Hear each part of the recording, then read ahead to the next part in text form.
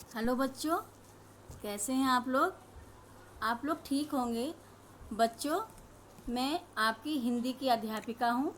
मेरा नाम प्रेमा है और मैं आपको हिंदी पढ़ाऊँगी। तो बच्चों, पढ़ाने से पहले कुछ बातें आपसे करते हैं, क्योंकि आप लोग आशा है ठीक ही होंगे। पर अभी कोरोना का समय चल रहा है, तो आप लोग बार बार हाथ धोते होंगे साबुन से, क्योंकि साबुन से हाथ धोने के लिए बार बार बताया जा रहा है। और घर से बाहर भी नहीं जाते होंगे। यदि जाते भी होंगे तो घर में आके साबुन से हाथ धोते होंगे और जाते समय अपना मास्क लगा के जाते होंगे। बिना मास्क के तो निकलते नहीं घर से बाहर।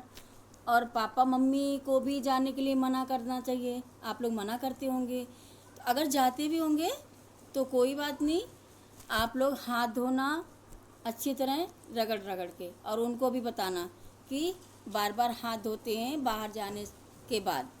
ठीक है?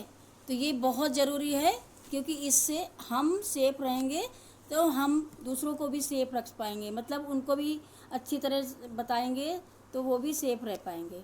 ठीक है बच्चों? तो बच्चों, आज हम आपकी पुस्तक, ये हमारी पुस्तक रिमझिम है, उसमें पाठ एक ऊँट चला कविता है। इसके बारे में हम आपको पढ़ाएंगे।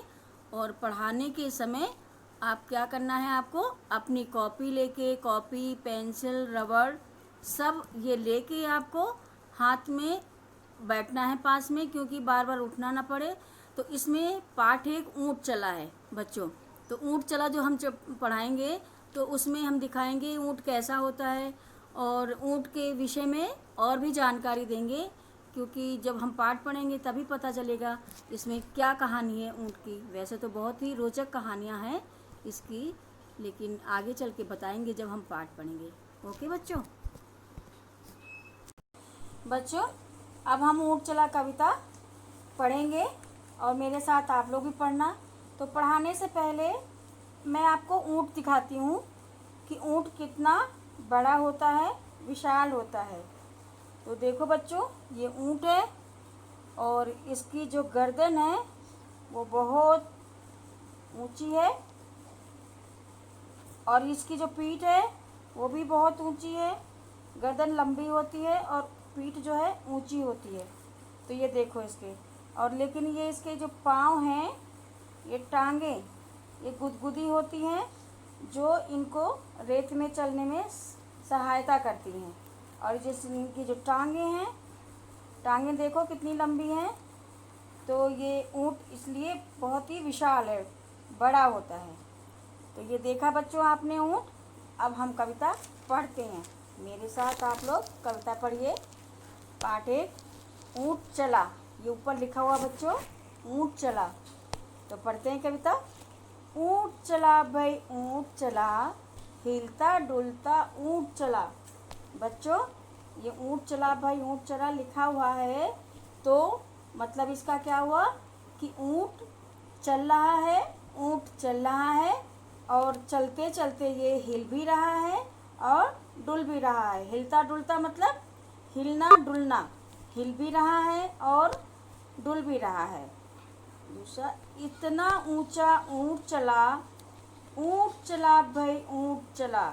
इतना ऊंचा मतलब बहुत ऊंचा। ऊँट जो है बहुत ऊंचा होता है। ये उसके साथ ये चल भी रहा है और चलता जा रहा है। फिर ऊंची गर्दन ऊंची पीठ, पीठ उठाए ऊँट चला। इसकी गर्दन बहुत ऊंची होती है और ये ऊँट पीठ भी इसकी बहुत ऊंची है।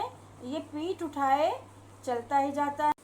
बालू है तो होने दो, बोझ ऊँट को ढोने दो। बच्चों, बालू है तो होने दो, बोझ ऊँट को ढोने दो। अब यहाँ पर बालू शब्द आया है, तो बालू का मतलब पता है बच्चों क्या होता है? बालू का मतलब रेत होता है। रेत जो है वो रेगिस्तान में पाया जाता है। तो तो वही क्या है, बालू है तो होने दो, बोझ ऊँट को ढोने दो। क्योंकि ये बालू है, वो ऊँट को बिल्कुल कोई मतलब नहीं होता है। बालू है तब भी वो चलता जाता है। वो रेत जो है एक जगह इकट्ठा हो जाती है और वो ऊँट उसी रेत में चलता ही जाता है, चलता ही जाता है। नहीं फंसेगा बालू में भी ऊँट चला। वो ऊँट जो है बालू में फंसता नहीं, फंसना मतलब रुकता नहीं है। वो बोझ उठाए अपना चलता ही जाता है, चलता ही जाता है, वो रुकता नहीं। जब थक कर बैठेगा ऊँट, किस करवट बैठेगा ऊँट। ये इसके लिए ऊँट के लिए बोला गया है बच्चों यहाँ पर कि जब थक कर बैठेगा ऊँट, जब ऊँट थक जाएगा तो वो किस करवट बैठेगा, ये कौन बताएगा। ये किसी को नहीं पता होता है। जब थक कर बैठेगा ऊँट, किस करवट बैठेगा ऊँट। बच्चों ये जो है ना, ऊँट जब थक जाता है तो किसी को पता नहीं होता है कि ये किस करवट बैठेगा, क्योंकि वो अपना सारा सामान बोझ उठाए ऊपर चलता ही रहता है, चलता ही रहता है। बता सकेगा कौन भला, ऊँट चला भाई ऊँट चला। बच्चों ये कोई नहीं बता सकता है कि ऊँट किस करवट बैठेगा। बता सकेगा कौन भला, ऊँट चला भाई ऊँट चला। इस कविता में यही बताया गया है कि ऊँट जब थक जाता है तो वो बैठ जाता है, और मगर वो किस तरफ को मुँह करके बैठेगा ये कोई नहीं बता सकता है। और ऊँट चलता ही रहता है, ऊँट चलता ही रहता है। तो आपकी बच्चों ये कविता ख़त्म हो गई है। मेरे साथ पढ़ा आपने बहुत अच्छा लगा। और अब इसके साथ आप लोग अपने हाथ से सुंदर सुंदर राइटिंग में ये कविता लिखना, और पहले सबसे नंबर 1 पे अपना नाम लिखना, अपना क्लास सेक्शन लिखना और डेट डालना। उसके बाद ये कविता लिखना शुरू करना बच्चों। इसके बाद आप लोग सुंदर सुंदर कॉपी में काम करके भेज देना। फिर मिलते हैं बच्चों, ठीक है, बाय बच्चों।